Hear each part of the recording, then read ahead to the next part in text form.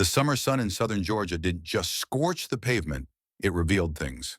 Cracks in the concrete, flaws in the system, and for Camille Rhodes, 29 years old and next in line to helm Rhodes Global, it illuminated something more dangerous than heat, the quiet rot inside her family's empire. While most heirs to multi-billion-dollar legacies spend their summers in glass towers or overseas summits, Camille chose a different path. She packed two polos, three pairs of khakis, and a fake intern badge. Her destination? A rundown satellite branch of Rhodes Global, tucked between a liquor store and a failing tire shop, where corporate oversight had long since faded into the background, and something far more corrosive had taken root. She didn't arrive with an entourage. No press, no limo. Just a quiet determination to find out what the glossy PowerPoint decks never showed. Because for Camille, leadership wasn't about inheritance, it was about understanding.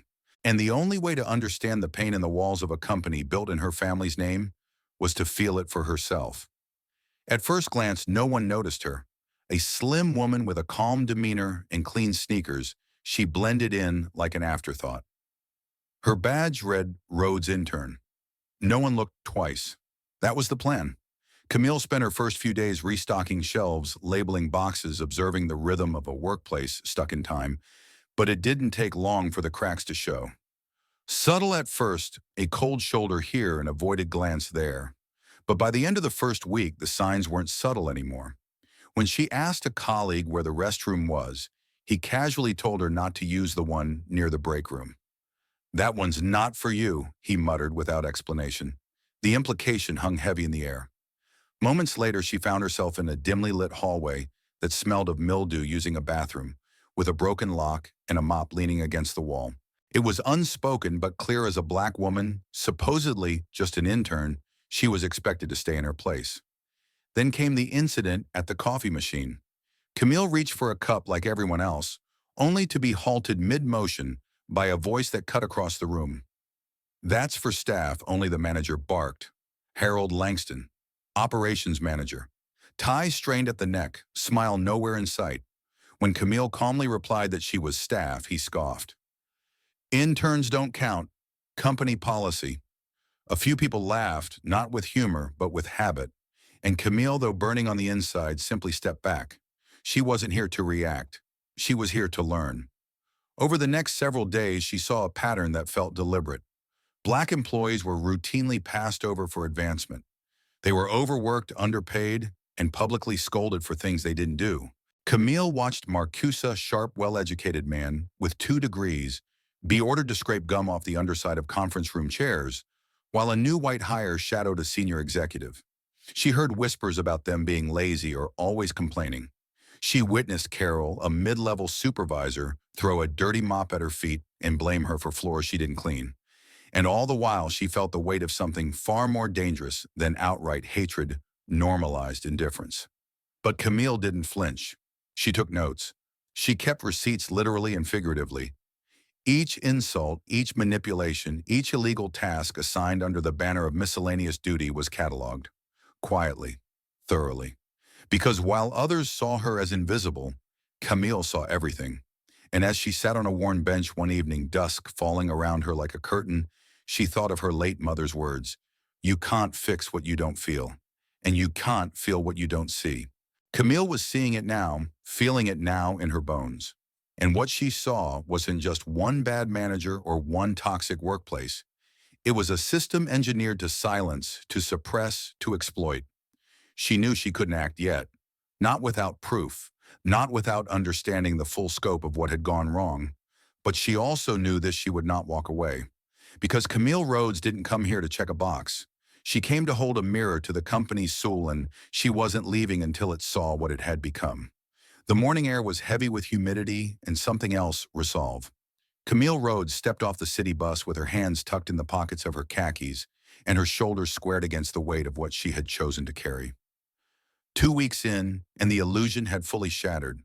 Whatever ideas she once held about accidental oversight or isolated misconduct were long gone. This wasn't neglect. It was orchestration. A quiet, calculated culture that didn't need to shout its racism, it simply wove it into the fabric of everyday routine. And now Camille wasn't just observing anymore. She was documenting. Her voice recorder, no bigger than a stick of gum, sat beneath a folded tissue in her left pocket. She turned it on the moment she stepped into the building. Nobody noticed. They never did. To them, she was still just the intern. The young black girl with a quiet demeanor and a badge that didn't carry any weight. Perfectly forgettable. Which meant she was perfectly positioned to record everything. The first few days were slow.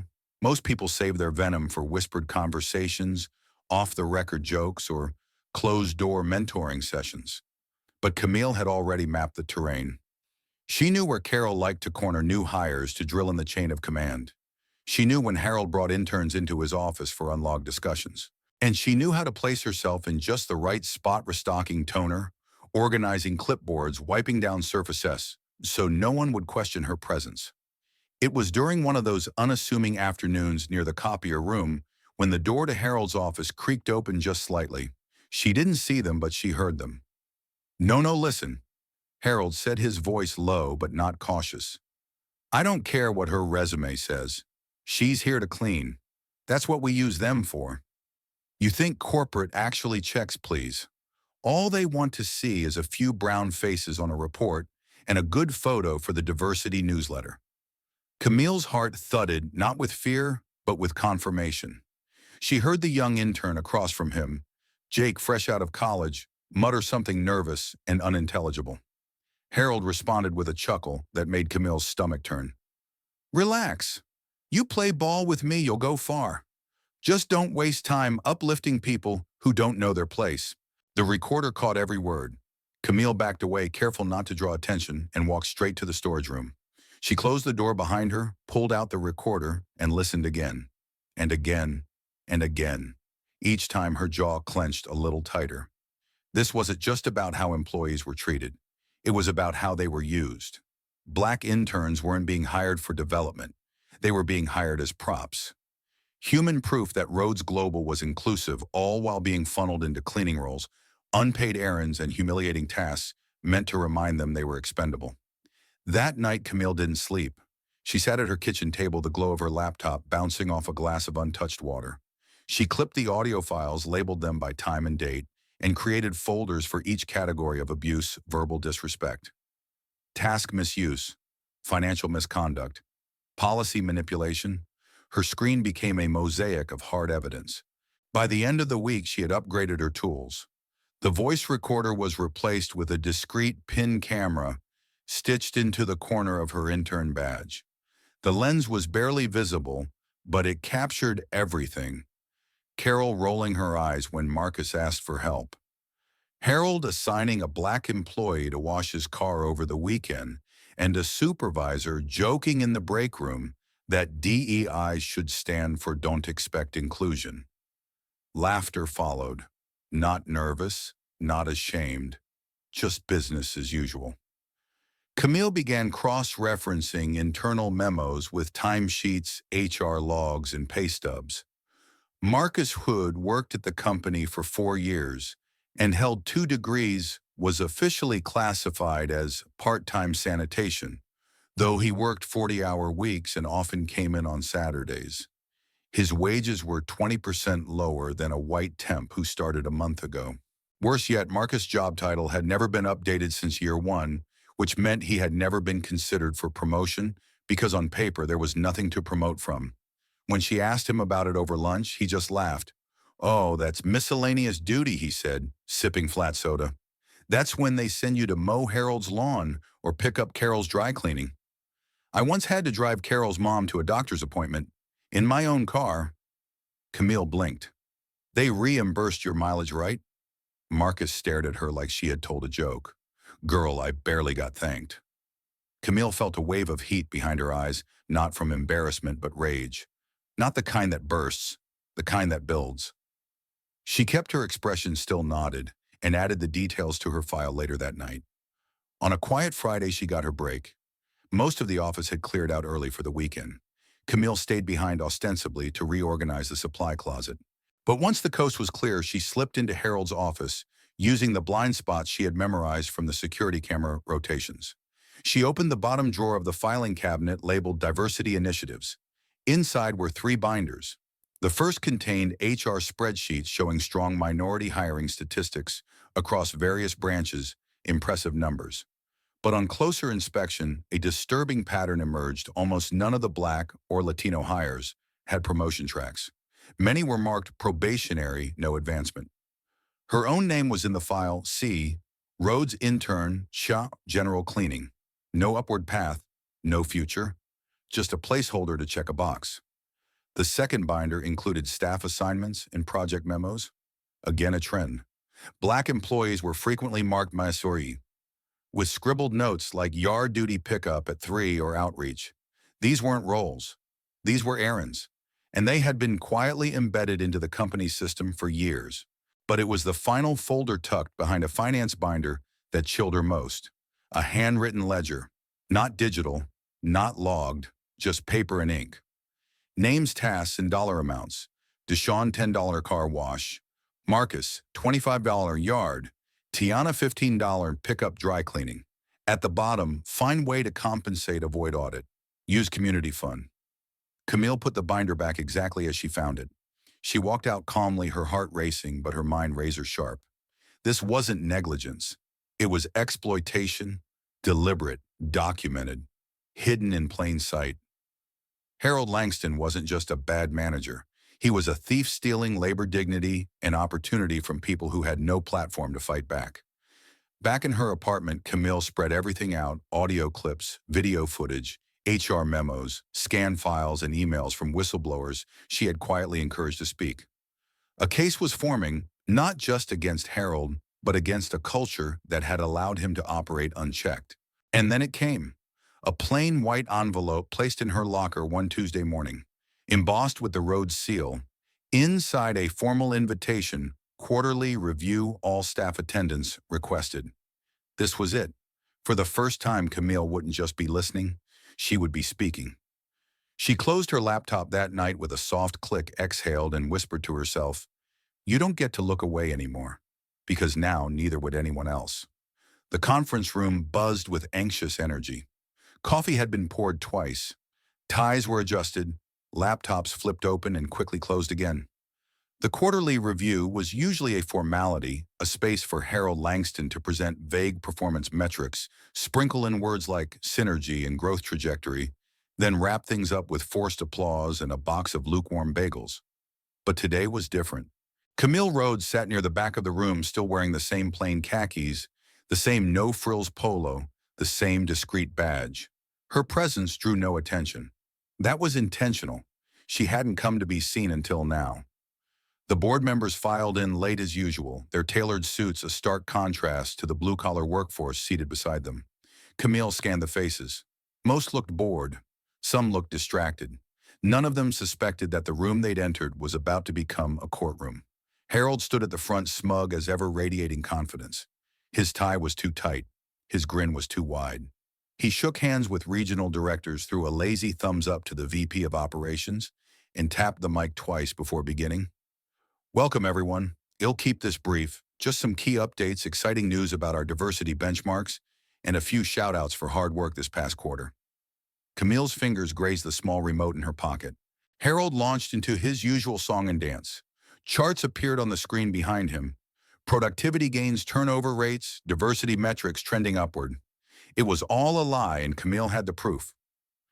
10 minutes in, he opened the floor for questions, a move that had never resulted in actual questions. Until now. Camille stood, heads turned. The room hushed. Harold's smile twitched, then froze. "I'd like to say something," Camille said, her voice calm, clear, and unmistakably firm. "But first I need to introduce myself properly."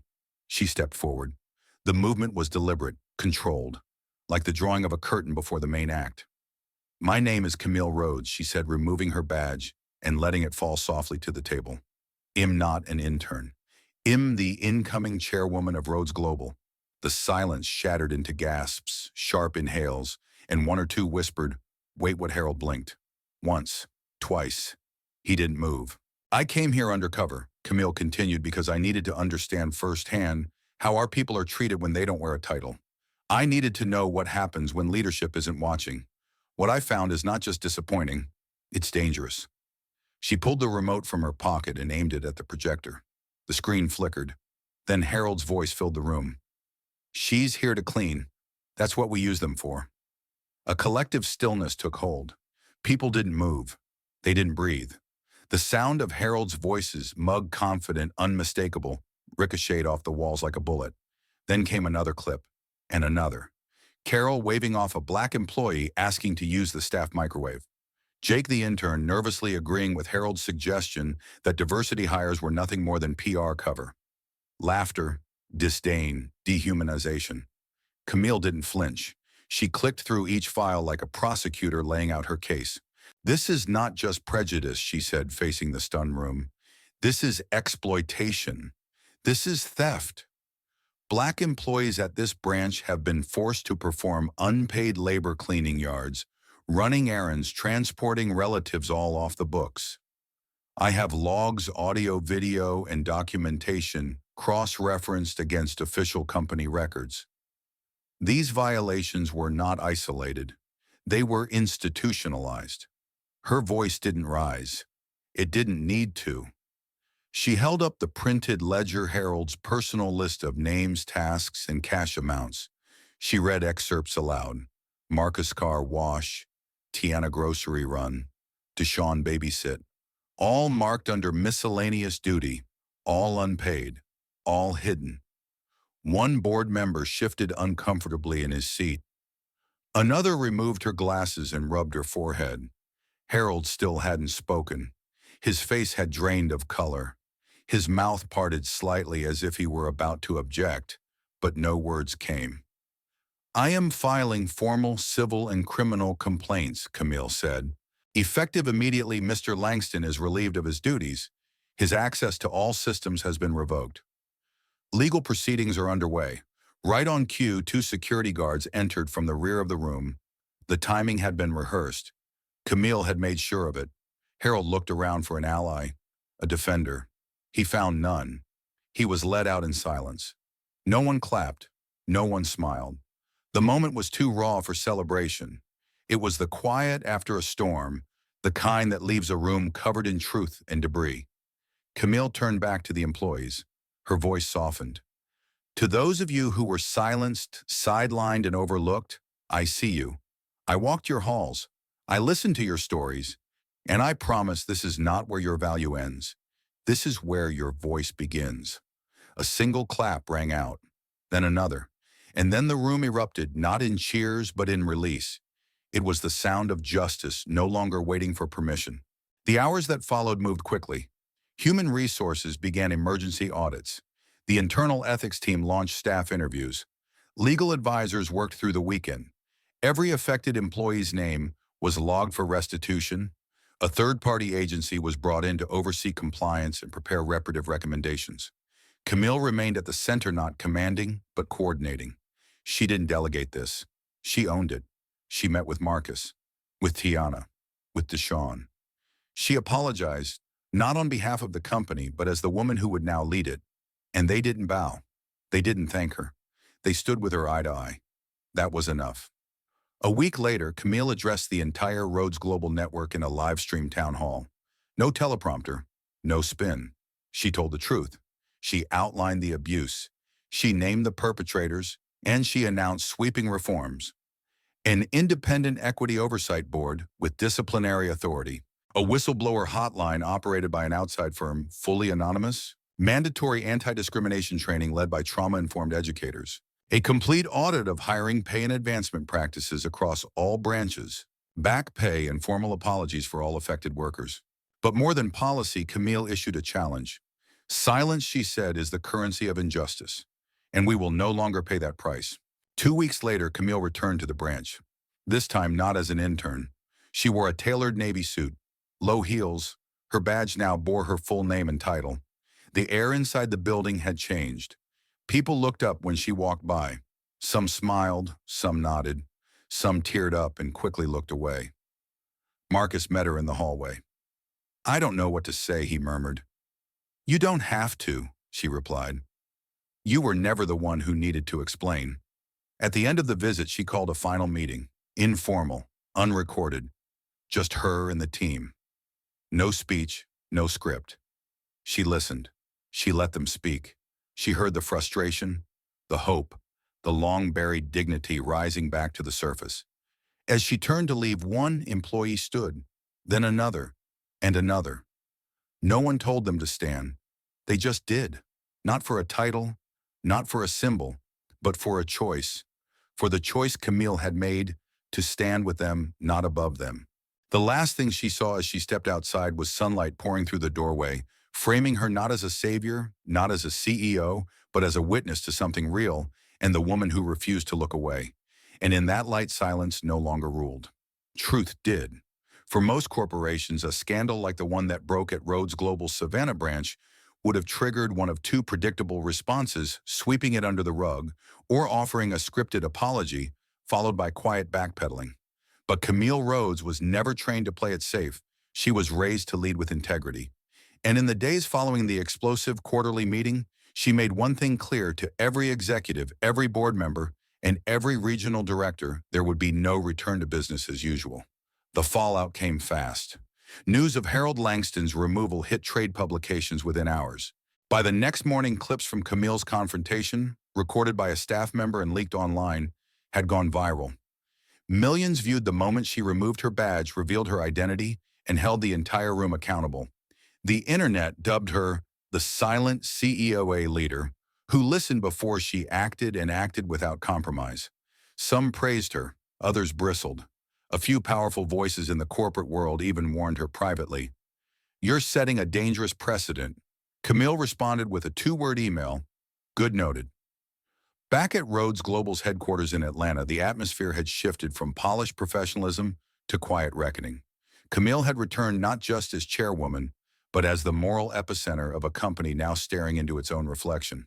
Her first executive order, an emergency session with the board of directors, not in the mahogany-paneled boardroom, but in the warehouse floor of the Savannah branch. Yes, she made them fly in. Yes, they sat on folding chairs. And yes, they listened. Camille brought real employees to speak, not just managers, but floor techs, clerks, delivery drivers. One by one, they described a culture of subtle cruelty being passed over, spoken over, forgotten. Camille didn't moderate. She stood beside them, silent, present. When the last worker finished, she turned to the board. "This," she said, "is what our company sounds like when we stop speaking and start listening." There were no counter-arguments. There was no pushback. Just a deep, uncomfortable understanding that what had been allowed to fester was far bigger than one branch, one manager, or one scandal. It was systemic. Camille moved quickly. Within the next 10 days, she hired Lex Equity Solutions, a third-party civil rights consultancy, to conduct a full equity and labor audit across all 48 branches of Rhodes Global. Announced the formation of the Independent Equity Oversight Board, composed of external legal experts, ethicists, labor advocates, and one elected employee from each regional office. Established the Rhodes Justice Linean Anonymous Whistleblower Platform, staffed not by HR but by trained trauma counselors and employment lawyers. And perhaps most symbolically, she launched a quarterly initiative called Voice to the Floor, mandating that every executive, including herself, spend 1 week per quarter working shoulder to shoulder with frontline staff. No titles, no shortcuts. She led by example. Her first assignment, cleaning vending machines in a logistics center in Akron, Ohio. But change wasn't just structural, it had to be cultural. Camille knew this, and culture, she understood, was built through story. So she told one. 3 weeks after the Savannah exposure, Camille sat in a well-lit room with a plain backdrop and addressed the company through a live stream broadcasted to every Rhodes Global location, from rural Nebraska to urban Los Angeles. She didn't wear a suit. She wore the same khakis and polo shirt from her undercover days. Her voice was calm, unwavering. What happened in Savannah was not an isolated incident, she began. It was the result of something we all helped build through action, inaction, silence, and assumptions. I include myself in that. I should have known sooner. I didn't, but now I do. And knowing demands responsibility. She didn't sanitize the truth. She named what was done.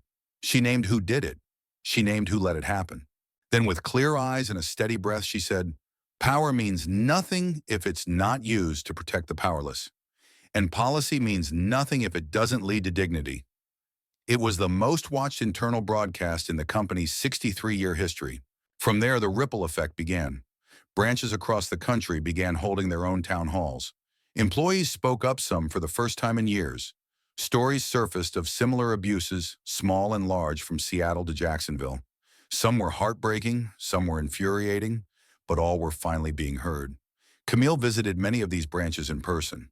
Not with press, not with cameras. Just a notepad and the willingness to listen. In Houston, she held hands with a janitor who had worked nights for 22 years and never once received a performance review. In Des Moines, she sat cross-legged in a dusty break room with warehouse workers who explained how office promotions always seemed to go upstairs and never stayed on the floor. She didn't make empty promises. She made direct changes, new promotion guidelines, mandatory supervisor training, reopened HR investigations. Every reform was published publicly on the Rhodes Global intranet. Transparency, she believed, was the antidote to corruption. Outside the company, Camille's leadership caught national attention. She was invited to speak at labor conferences, university ethics panels, and even Congress. But she turned most of them down. When asked why, she responded, "I didn't do this for applause. I did it because it was right. If I need a stage to prove that, then I haven't learned anything." Still, her impact was undeniable. Articles titled "Leadership in the Age of Listening: What Corporations Can Learn from Camille Rhodes and the CEO Who Cleaned Her Own House" first flooded business magazines. One Sunday morning, Camille found herself on the cover of Time under the headline, "The Reckoning Generation." But not everyone embraced the change. Some executives resigned. A handful of shareholders questioned whether this new culture would hurt profitability. Camille welcomed the debate. She even live-streamed the shareholder meeting and addressed the concerns head-on. If our profits depend on exploitation, then we need to rethink what we call success. And remarkably, many agreed. After her address, a group of longtime investors proposed the creation of a new internal index, the Dignity Score, which would rate branches not just on revenue but on staff, retention, equity, promotion, transparency, and employee satisfaction. Camille approved it without hesitation. Back in Savannah, things had changed. Carol had resigned. Jake the intern had come forward with his own apology and was now working in the ethics division. And Marcus Santz, the overlooked floor tech, had been promoted to regional workforce advocate, a newly created role reporting directly to the equity board. On a rainy afternoon, Camille visited the branch again. This time there was no ceremony, no security, just her in a hallway filled with familiar faces. When she saw Marcus, they hugged. It wasn't dramatic, it wasn't political. It was personal. "You changed everything," he said. "No," she replied. "We did." That evening, Camille sat alone in her apartment. No assistants, no meetings, just silence. She looked out the window at the Atlanta skyline and reflected not on what had happened, but on what it meant. She hadn't simply removed a toxic manager. She had redefined what it meant to lead, not through control, not through fear, but through proximity, through witness, through truth. And in doing so, she had created something rare. Not just a cleaner company, but a better one, a wiser one. One that didn't just speak of change, but lived it. The tremors that began in Savannah did not stop at the edge of company property. What started as one woman pulling back the curtain on corporate rot had now become something far bigger, a movement. Within weeks of Camille Rhodes' viral exposure of Harold Langston and the systemic exploitation at Rhodes Global, her name became synonymous with a new kind of leadership, one that didn't hide behind strategy decks or carefully worded memos, but walked straight into the fire and stayed until the smoke cleared. And people noticed. It wasn't just Rhodes Global that was shifting. Across the country, other companies began looking inward. Some out of inspiration, others out of fear. In Silicon Valley, a senior director at a major tech firm resigned after a whistleblower cited Camille's story as motivation to release internal data on wage suppression. In Dallas, a Fortune 500 logistics company issued an apology for decades of systemic oversight and announced a full audit of its hiring and promotion systems. Several national labor unions reported an uptick in anonymous complaints and union card signups, many of them referencing what happened at Rhodes. It was being called the Rhodes effect. Some praised it, some resented it, but no one ignored it. Camille, however, did not claim credit. When approached by journalists or networks, she consistently redirected the spotlight. This is about me, she'd say. It's about listening to the people we were taught to overlook. Still, the pressure mounted. A high-profile news program aired a segment titled "The CEO Who Humbled a Giant and May Have Awakened an Industry." Talk show hosts debated whether Camille should run for office. Several op-eds called her the conscience of corporate America, while others scoffed, saying she was naive, too emotional, or bad for business. She responded with action, not words. At a keynote event for the National Ethical Leadership Summit in Chicago, Camille stood on stage beneath cold white lights, facing a room full of executives, lawmakers, and educators. Her voice was calm but unrelenting. "There's a cost to doing the right thing," she said. "Sometimes that cost is comfort. Sometimes it's profits. Sometimes it's your own peace. But ask yourself, what's the cost of doing nothing? What's the cost of knowing something is broken and leaving it that way because fixing it is inconvenient?" The room was silent. Then it erupted in applause. Not out of awe, but out of awakening. Meanwhile, within Rhodes Global, Camille's reforms deepened. She had always known that changing the top wasn't enough. If real transformation was going to happen, it had to take root in the middle, the supervisor's department, heads, team leads. So she launched the Rhodes Fellowship, a year-long leadership development program that prioritized ethics, empathy, and lived experience. Applicants were selected not based on seniority, but on peer nominations and impact on culture. Some were janitors, some were night shift leads, some had never been invited to speak in a boardroom before. Now they were helping shape policy. Camille sat in on every session, sometimes as speaker, often as listener.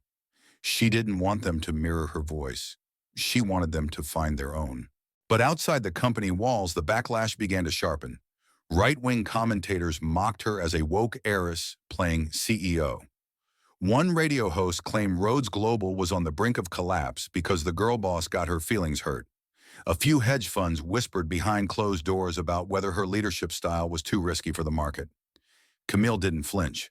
At the annual shareholder meeting, she addressed it directly. "I've heard the criticism," she said, standing before a hall of hundreds, some skeptical, some fiercely loyal. "Some believe we're moving too fast, that we're making too many changes, that what we're doing might hurt short-term growth." She paused, looked around the room. "They're right." Murmurs. But this isn't about short-term comfort. It's about long-term integrity. If we don't change now, we will become irrelevant morally and economically. Our customers are watching. Our employees are watching. Your grandchildren are watching. And they are not interested in what your stock portfolio looked like in Q2. They want to know what you did when you found out the house was on fire. The room held its breath. Then it stood, every shareholder, every board member, every staff rep.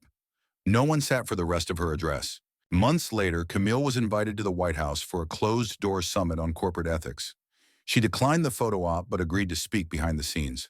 She met with the Secretary of Labor and proposed a pilot program that would reward companies not just for compliance, but for cultural transformation measured by retention of marginalized workers, equitable promotions, and anonymous employee satisfaction scores. They took notes. She wasn't trying to change Washington. She was trying to raise the floor for workers everywhere, and it was working. Meanwhile, at Rhodes Global, the culture was no longer just repairing, it was renewing. A former intern named Maya Onsi stuck stocking paper towels was now co-leading a data equity project across 3 branches.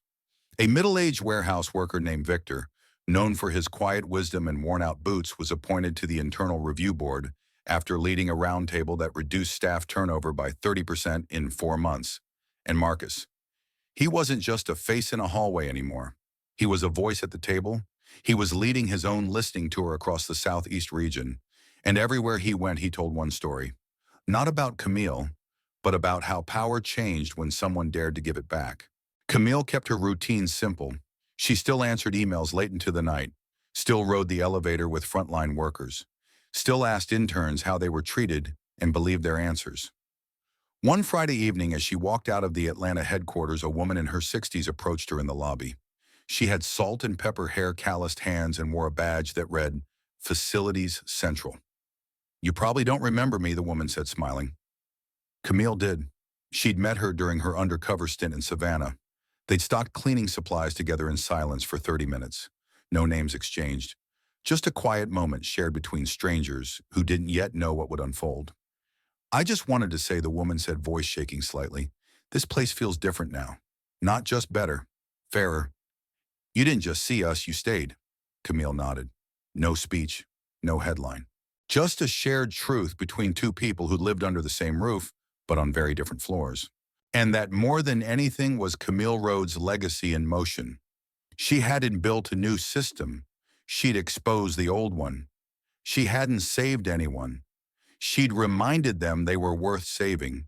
And in doing so, she sparked something that spreadsheets couldn't measure and stockholders couldn't control: a return to human dignity. The applause had long faded. The headlines slowed. The photo shoots stopped coming. And yet Camille Rhodes found herself in a louder world than ever before. It wasn't the noise of scandal or protest. It was the noise of expectation. Every board she stepped onto, every article that mentioned her name, every staff member who looked at her, not just as a CEO, but as a symbol. The woman who changed the system. The woman who made corporate America blink. The woman who said no more and meant it. But what happens when the symbol is just tired? It started quietly. Late nights turned into early mornings. Her calendar filled with requests from Ivy League panels to United Nations symposiums. People wanted to hear her speak on everything from pay equity to supply chain ethics. They didn't just want a CEO. They wanted a voice, a face, a movement. And while Camille delivered eloquent, firm, empathetic, something in her was shifting. She stopped journaling, stopped walking the long way home, stopped noticing the sunsets from her office window. Not because she didn't care, but because the fire that once lit her from within was now being pulled in 100 directions, each one dimming her in small, invisible ways. One evening, Camille sat alone in her kitchen nursing a cup of ginger tea. Her laptop blinked with unread messages, an invitation to keynote in Berlin, a podcast request from a senator's aide, a panel on corporate trauma recovery. She didn't open any of them. Instead, she opened the email draft she'd saved 2 weeks ago, subject line stepping back to move forward. It wasn't a resignation, but it was close. She read the first line again. Change is not meant to be carried by one name alone. She stared at it, unmoving.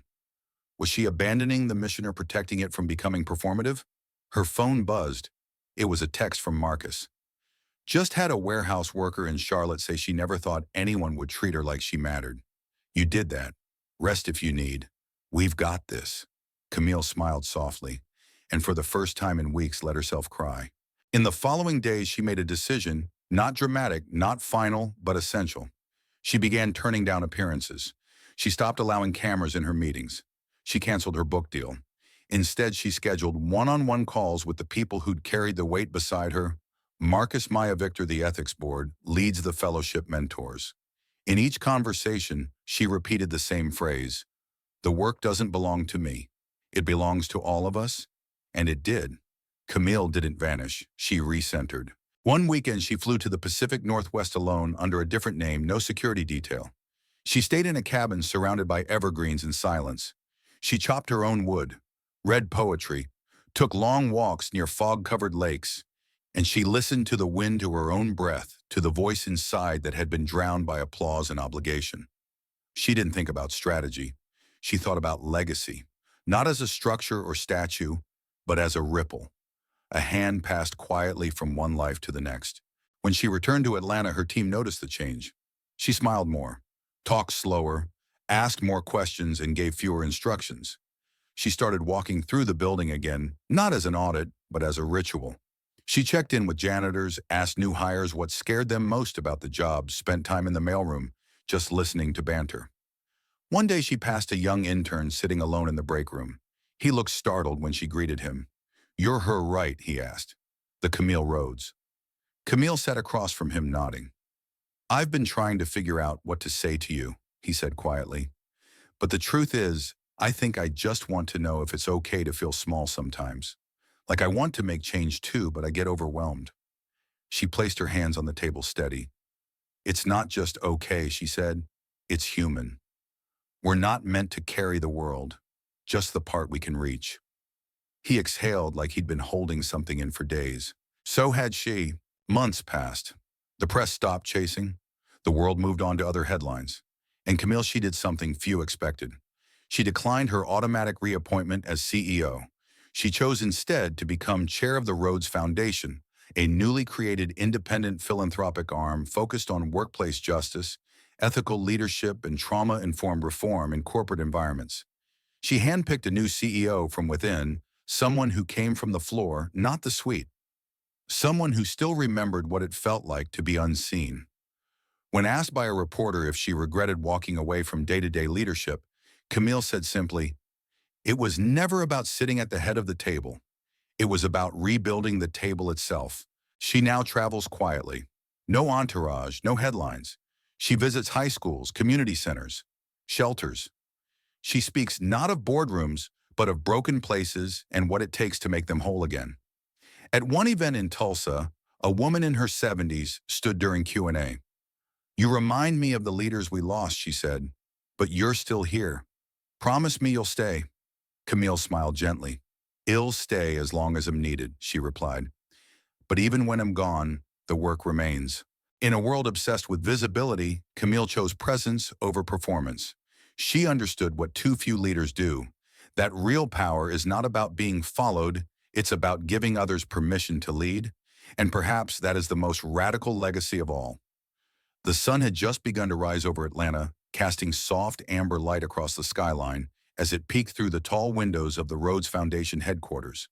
Inside the quiet atrium, a few early staff members sipped coffee, adjusted name tags, and chatted quietly in anticipation. Today wasn't just another community forum or leadership panel. It was something else, something final. Camille Rhodes was preparing to give her last public address. Not as a CEO, not as a movement, but as a woman who had chosen silence as a form of strength and was ready to pass the torch. She stood backstage in a navy blue blouse, sleeves gently rolled, hair swept back. No stylist, no script. In her hand was a small notebook, the same one she'd carried during her undercover days in Savannah.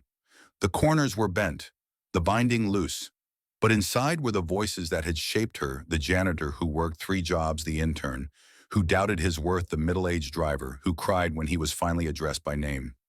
She wasn't here to recount accomplishments. She was here to close a chapter with dignity.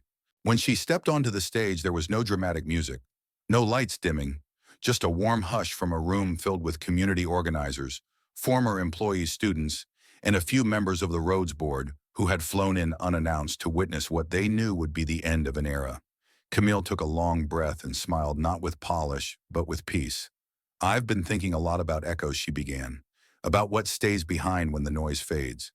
The room leaned in. She continued, "We spend so much of our lives trying to be heard, trying to rise above the chaos, to prove something, earn something, be something. But what I've learned is that real leadership, real change, doesn't echo in applause. It echoes in the quiet choices people make when no one is watching." She paused. "And I've made my choice." Camille told the room that she would be stepping away fully this time. No more closed-door summits, no more foundation oversight. She had appointed a new leadership circle composed entirely of people who had once been considered non-traditional candidates. The new chair was a Latina single mother from the Bronx who had started as a line worker. The incoming executive director was a first-generation college graduate who once delivered mail across corporate campuses by foot. Camille's voice did not tremble. She was not announcing departure. She was announcing arrival, the arrival of a new culture, one that didn't need her name to stand. "My work was never to stay at the center," she said. "My work was to clear the center so others could step into it." She looked to the back of the room where Marcus stood quietly, arms folded across his chest, mist in his eyes. "I wasn't the revolution," Camille said softly. "I was just the breach in the wall." The crowd didn't erupt. It didn't have to. This wasn't a rally, it was a benediction. Later that afternoon, Camille stood alone in the garden behind the foundation, a small walled green space filled with lavender and dogwood trees. The air smelled like spring. A soft wind tugged at the corners of her notebook as she flipped to the last page and scribbled one final note Justice doesn't shout. It listens. She closed the book, placed it in a box marked for the archives, and walked out without looking back. In the weeks that followed, articles appeared attempting to summarize her impact. The woman who quietly reshaped corporate America. Camille Rhodes, a legacy of listening. Why her silence speaks louder than most CEOs' voices, but none of them truly captured the essence of what she'd done. Because Camille never wanted to be captured. She wanted to be carried, in the way Maya now carried herself with unapologetic confidence as she led Rhodes' global equity audit. In the way Marcus sat across from senators in Washington advocating for workplace dignity with firsthand clarity. In the way interns now looked their supervisors in the eye not with fear, but with belonging. That was the legacy, not a name, not a building, but a shift. An invisible realignment that took place in people's hearts and stayed with them long after the headlines moved on. Camille eventually moved to a quiet coastal town in Maine. She bought a small home with a porch overlooking the sea and spent her mornings walking barefoot along the shore, collecting driftwood, reading Baldwin and Morrison, and sometimes writing letters she never sent. She wasn't hiding. She was healing. And most days when people passed her by, they didn't recognize her. Just a kind woman with knowing eyes offering a smile and a wave. It was enough. Once a teenager working the local coffee shop caught her name on a receipt and tilted his head. "Are you that Camille Rhodes?" he asked. She smiled. "I used to be." He paused. "You helped my mom get her job back. She talks about you all the time." Camille nodded gently. "Tell her I said thank you." And just like that, she faded back into her chair, sipping her tea as the waves rolled in, carrying stories she no longer needed to narrate. Years later, long after her name had disappeared from the news, a group of young activists launched a podcast series about transformative leadership. The first episode opened not with Camille's voice, but with the voice of a woman in her 70s from Tulsa. "She taught me something I never forgot," the woman said. "That silence can be holy, that not all leaders need to roar. Some just need to refuse to look away." Then came Marcus, now a national figure in labor policy. She never claimed she had the answers, he said. She just made sure the people with the truth finally had a microphone. And finally a clip from Camille herself, one she had recorded for an internal staff training long before she stepped down. "If I've done anything right," she said in the clip, "it's that I didn't just hold the door open, I made sure the door couldn't be closed again." The final shot of the series showed a stone bench in a community park, engraved simply with her favorite words, "Justice doesn't shout, it listens." And beneath it, in honor of those who saw, stayed, and stood. That was Camille Rhodes, not a savior, not a saint, just a woman who chose to stay when others walked away, and by doing so helped others remember that silence can be powerful when it's chosen, when it's earned, and when it finally gives way to the voices it was always meant to protect. In a world often driven by noise, titles, and performance, the story of Camille Rhodes reminds us that true leadership begins in silence, by listening deeply, standing humbly, and acting with integrity when no one is watching. Her journey teaches us that change doesn't always come from the top, it comes from those willing to start at the bottom, to feel the pain of others, and to challenge systems, not with outrage alone, but with courage and truth. For those in their later years who have witnessed decades of promises and disappointments, Camille's legacy offers something different, not a dramatic revolution, but a steady restoration of dignity. She shows us that it's never too late to pay attention, to speak up for the unseen, and to create spaces where others can thrive. The lesson isn't about being loud, it's about being present. Because sometimes the most powerful thing you can do is stay when it's easier to walk away and to listen when the world expects you to shout. Justice, as Camille proved, doesn't always arrive with a bang.